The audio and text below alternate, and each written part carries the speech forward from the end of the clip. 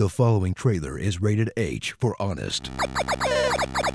From the developer that gave you some of history's most iconic game series, then threw it all away to make pachinko machines, health clubs, and, soccer games, comes the franchise that taught a generation of gamers there's nothing more delicious than sweet, sweet wall meat.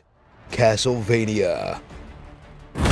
Discover a gaming franchise older than most of its fans, with 30 years of history and a mind-blowing 41 titles that almost all take place in the same castle with the same antagonist, where you'll fight through hundreds of skeletons, demons, monsters, and maids, all for the privilege of killing everyone's favorite vampire, Dracula, until he resurrects again in like 10 minutes. In an experience that stayed incredibly fresh for being kind of the same game every time. Turns out everyone loves Metroid from all goths. Experience the eternal grudge match that is everyone versus Dracula, as you inhabit the many colorful protagonists of Castlevania, from the tiny shorts-wearing vampire slayers of the Belmont family, to Dracula's son, Alucard, who's mainly in it to work out his daddy issues, the J-pop protagonist that just sort of appears one day, that one sword lady, because every Japanese game series needs a sword lady, and who could forget Axe Armor.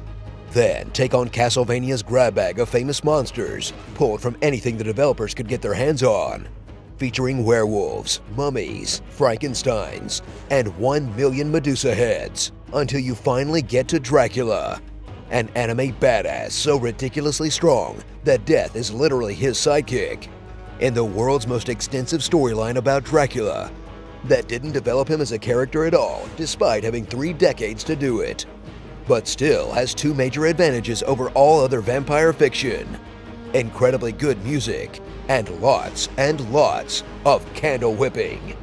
Yeah!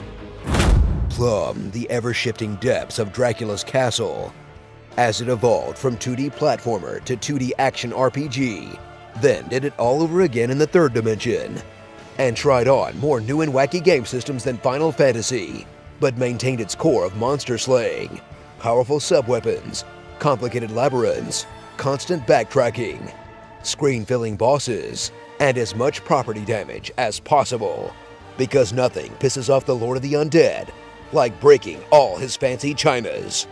Oh, you jackass, those were a gift!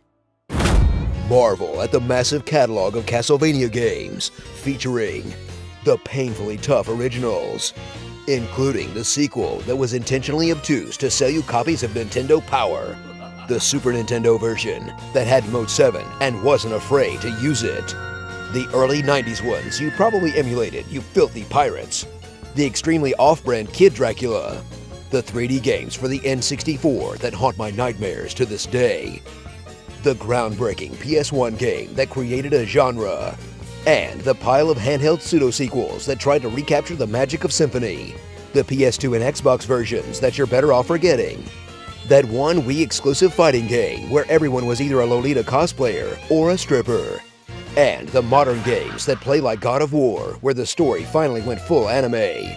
Then marvel at the sorry state of the franchise with the latest iteration of the series, the Castlevania Pachinko game, as Konami finally does what the Belmonts never could, and murders Dracula, only to have his spirit carried on through 1 million indie games on Steam.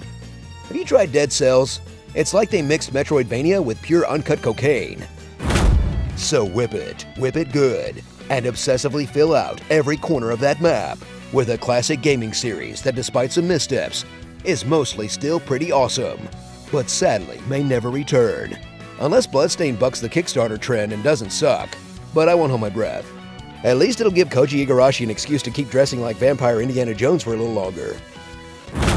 Starring Short Shorts the Barbarian, Goth Ryu, Vampire Hunter D, Gene Vest Dolph Lundgren, Talbane, another white-haired guy with a fancy coat, a short white-haired guy with a fancy coat.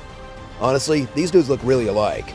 Tango and Cash, Swords McGee, Grim Fandango, and Bram Stoker's Beaten Horse. Gothic Metroid. Doesn't everyone know that Kid Dracula is clearly the real monster? You poor helpless fools.